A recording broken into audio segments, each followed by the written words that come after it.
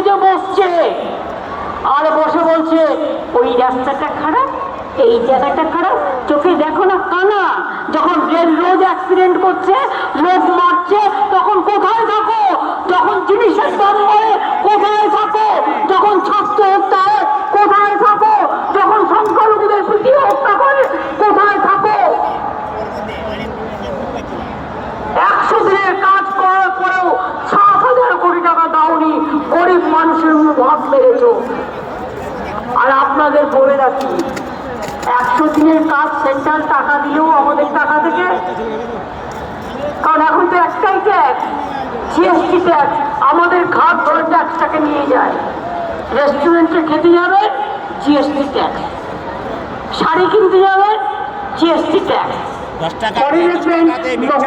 কিনতে যাবে, সেখানেও বলবে জিএসটি ট্যাক্স। খুচরো দোকানদারদের খুব অসুবিধা হয় আমি জানি। আর আমাদের থেকে যে টাকা শেয়ারটা, সেটা আমাদের দেয় না। 100 দিনের কাজ যখন সেন্ট্রাল গভর্নমেন্ট করতো, আমাদের দিত আমাদের টাকায়। মনে রাখবেন, 40 দিনের বেশি ঘরে কাজ হতো না। আর আমি জানিয়ে রাখি,